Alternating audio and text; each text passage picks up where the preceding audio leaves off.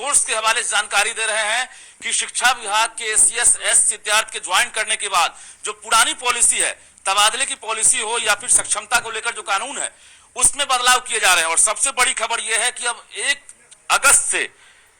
अगस्त से सभी शिक्षकों की अब काउंसलिंग होगी।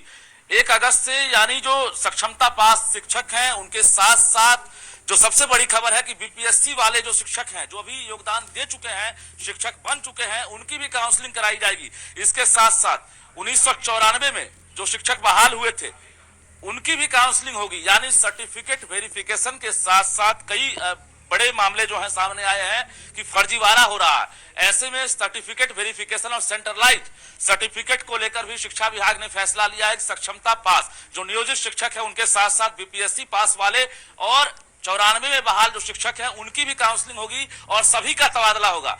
ऐसे बीपीएससी वाले शिक्षक जो इंतजार में थे कि प्रोबेशन में है, उनका तबादला कैसे होगा, नियमावली नहीं बनी है, लेकिन बता दें कि उनका भी तबादला होगा। और 5 क्राइटेरिया बनाए गए हैं। जो कैटेगरी है हम बता दें आपको कि ये 5 कैटेगरी क्या क्या होंगे।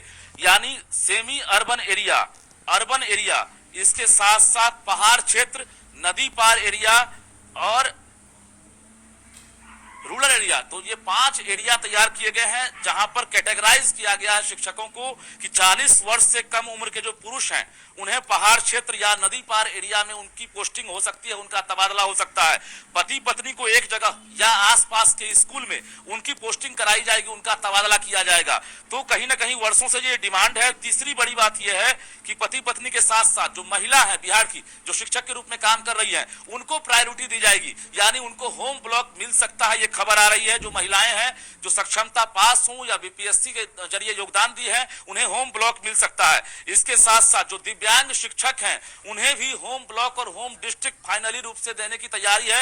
यानी दिव्यांग को पूरी तरह से ख्याल रखा जाएगा और दिव्यांग कैंडिडेट से भी आवेदन लिए जाएंगे, महिलाओं से आवेदन लिए जाएंगे। और इसके साथ साथ जो पति पत्नी है उन्हें भी आवेदन देना होगा कि एक जगह उन्हें उनकी पोस्टिंग हो सके।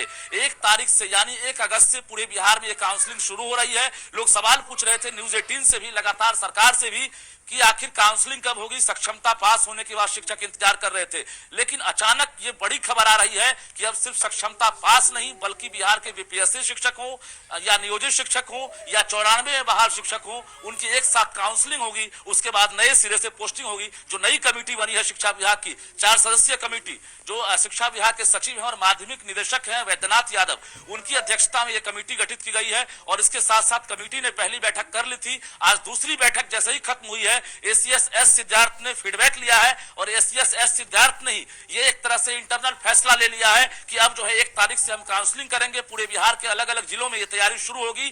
कल से परसों तक राज्य के सभी जिलों को एक तरह से जानकारी मिल जाएगी जिला शिक्षा पदाधिकारी को कि आप जो है जिले में काउंसलिंग की व्यवस्था कराएं। और राज्य के तमाम स्कूलों के जो शिक्षक है जो कार्यरत है उनकी काउंसलिंग के बाद सर्टिफिकेट वेरिफिकेशन के बाद उनका तबादला किया जाएगा। तो कुल मिलाकर ये सबसे बड़ी खबर है। सक्षमता पास जो शिक्षक हैं जिनकी पोस्टिंग अभी तक नहीं हुई है, काउंसलिंग नहीं हुई है, उनके साथ साथ बीपीएससी वाले जो पहले और दूसरे चरण में बिहार में बहाल हुए हैं, वैसे शिक्षक लगभग 2 लाख की संख्या में है। वैसे शिक्षकों का भी अब तबादला होगा और फिर से उनकी काउंसलिंग होगी, क्योंकि लगातार फर्जीवाड़ा सामने आ रहा है। अलग अलग जिले से 300, 400, 200 ऐसे शिक्षक जो है लगातार फर्जीवाड़ा के रूप में जो है चिन्हित किए जा रहे हैं। तो ऐसे में शिक्षा विभाग की बड़ी पहल है। बता दें आपको, कल से परसों तक ये पूरी तरह से एक तरह से तैयारी कर ली जाएगी और शिक्षा विभाग का यह आदेश भी जारी हो सकता है, क्योंकि कमेटी को 15 दिनों के अंदर रिपोर्ट देनी है। 20 तारीख तक यह अमल कर लिया जाएगा और उसके बाद जिले में जो है एक तरह से आदेश रिटर्न रूप से जारी होगा। और जो शिक्षक हैं जो इंतजार कर रहे हैं कि उनकी पोस्टिंग कब होगी, उनके लिए हम जानकारी फिर से दे दें कि 5 कैटेगरी तैयार किए गए हैं,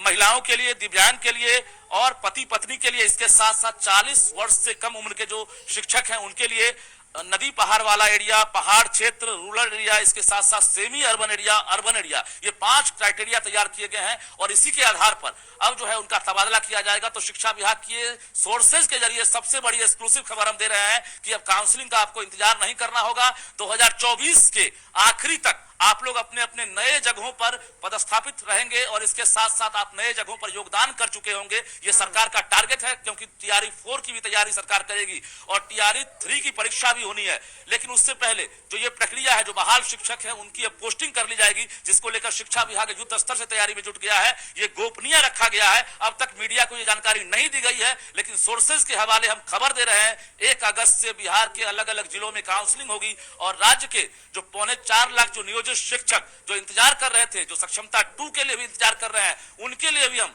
कल से परसों तक बड़ी खबर देंगे कि सक्षमता 2 का आखिर क्या होगा। क्योंकि सरकार अब इस कहीं ना कहीं बदलाव के चक्कर में है कि जो नियमावली है सक्षमता को लेकर, उसमें भी हम बड़ा फेरबदल करें, क्योंकि जो जिले आवंटित किए गए हैं उसमें भी एक बड़ा बदलाव किया जाएगा।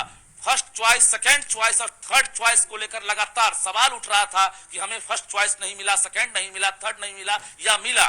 तो ऐसे शिक्षकों को हम बता दें कि इसमें भी बदलाव होगा। हम धीरे धीरे परत दर परत जैसे जैसे जानकारी मिलेगी हम एक्सक्लूसिव रूप से आपको जानकारी देंगे, क्योंकि बड़े बदलाव की तैयारी में शिक्षा विभाग है। और जो खबर हम दे रहे हैं सटीक खबर दे रहे हैं, हालांकि सूत्रों के हवाले से है, अभी शिक्षा विभाग के अधिकारी इसकी पुष्टि करते हुए या कोई पत्राचार अभी नहीं करेंगे। लेकिन ये खबर है कि 1 तारीख से आप तैयार रहें, डॉक्यूमेंट्स तैयार रखें।